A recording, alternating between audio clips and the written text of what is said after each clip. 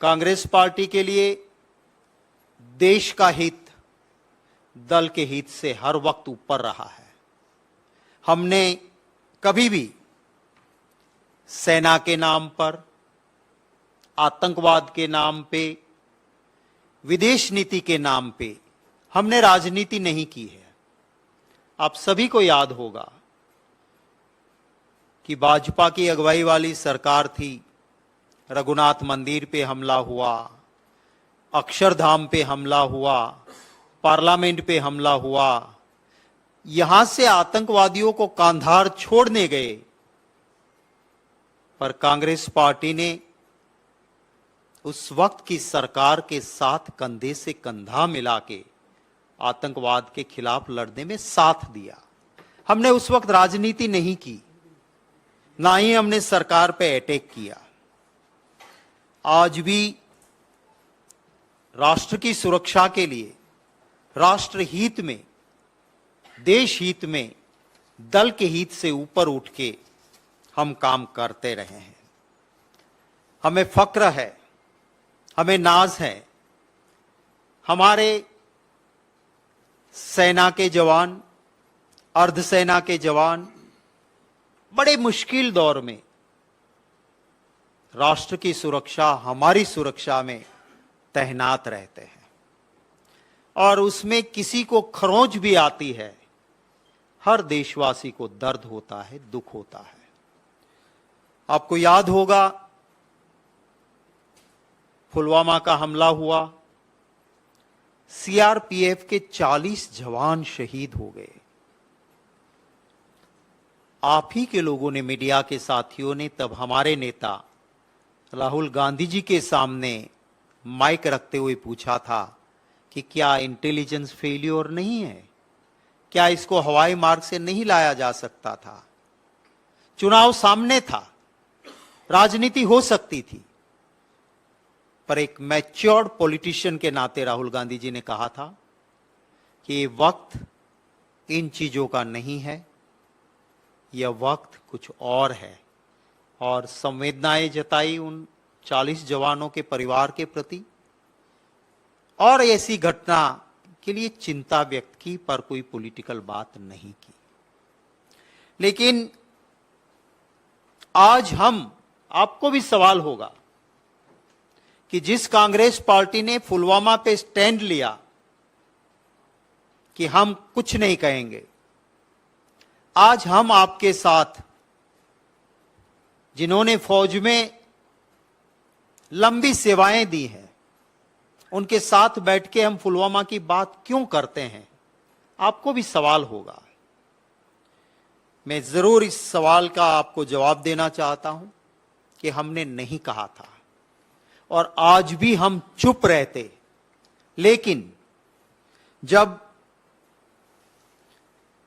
18th chief of army staff, 18वें स्थल सेना के मुखिया, सबसे बड़ी पोस्ट आर्मी की, उसके ऊपर जिन्होंने सेवाएं दी, ऐसे जनरल शंकर रॉय चौधरी जी ने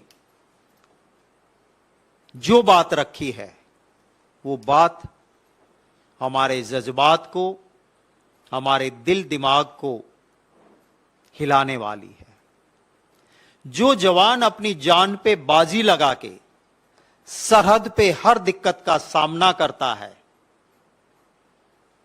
अगर उस जवान को दिक्कतें आती है और या 40 अर्धसेना के जवान सीआरपीएफ के शहीद होते हैं, और उस पे जब 18th chief of army staff, 18वें स्थल सेना के मुखिया जनरल शंकर रॉय चौधरी जी ने कहा कि ये गलत हुआ था, ये 40 जवान की जान बच सकती थी।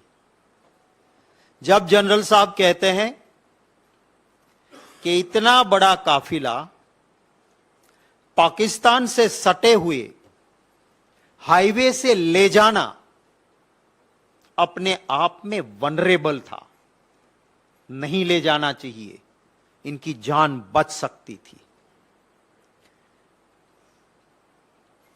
एयरलिफ्ट करने की मांग आई थी सीआरपीएफ से कि इसे हमें ये रिस्की रूट पे मत ले जाइए, हमें एयरक्राफ्ट से लिफ्ट कर लीजिए, क्यों नहीं किया गया?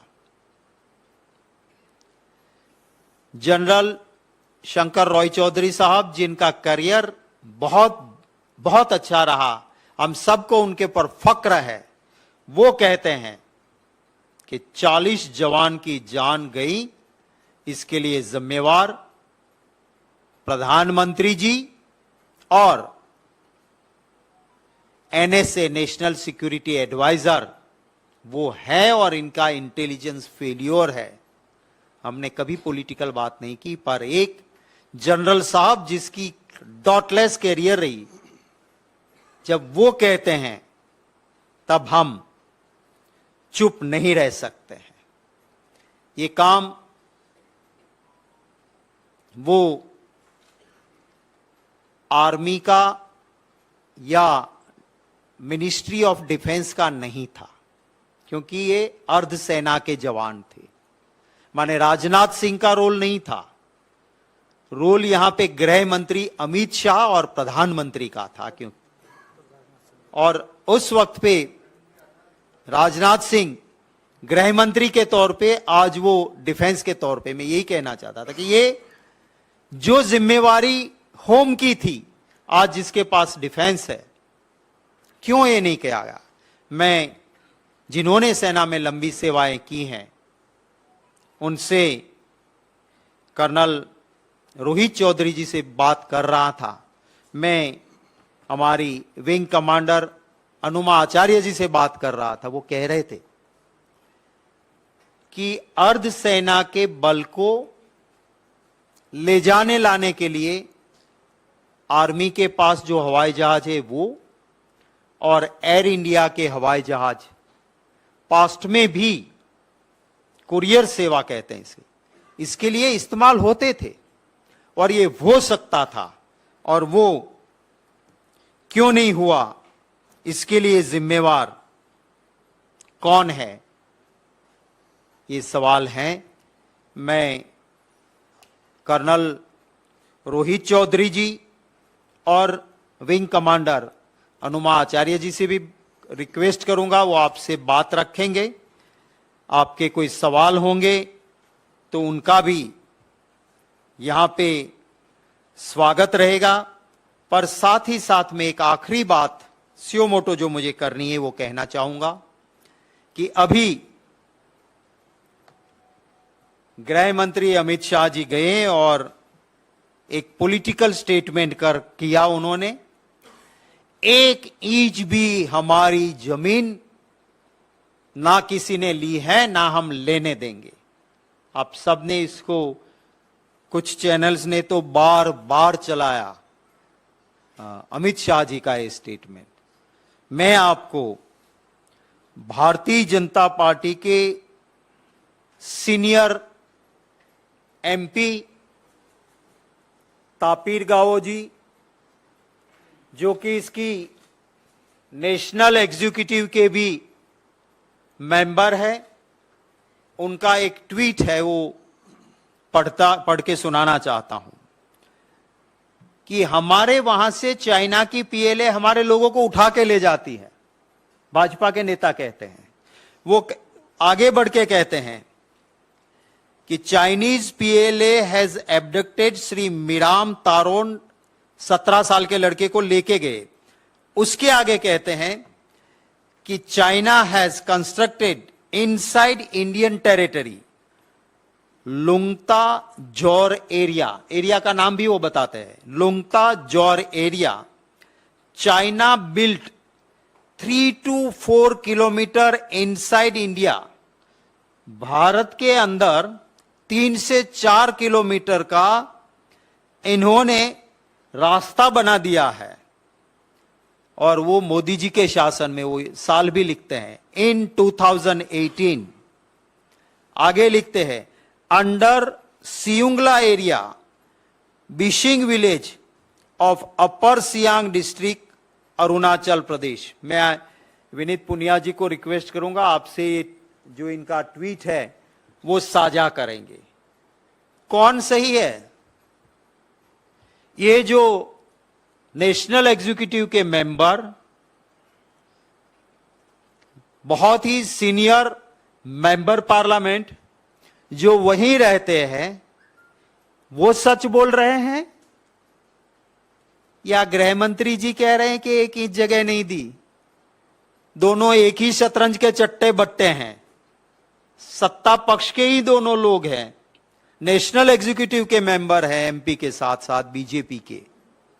तो इसका भी जवाब वो दें, क्योंकि हमारी सेना के एक भी जवान की दिक्कत हर देशवासी के लिए चिंता का विषय है। 45 साल में चाइना की बॉर्डर पे 45 साल हमारे एक भी जवान को खरोंच नहीं आई थी, और मोदी जी के टेन्योर में बिहार रेजिमेंट के 20 जवान शहीद हो गए, 20 जवान। और फिर जो स्टेटमेंट आया जिससे देश को नुकसान हुआ, यहां मित्रों ना कोई आया है ना कोई गया है, तो फिर ये 20 जवान बिहार रेजिमेंट के मेरे कैसे शहीद हो गए? तो ये हकीकतें कुछ आपके सामने रखी हैं।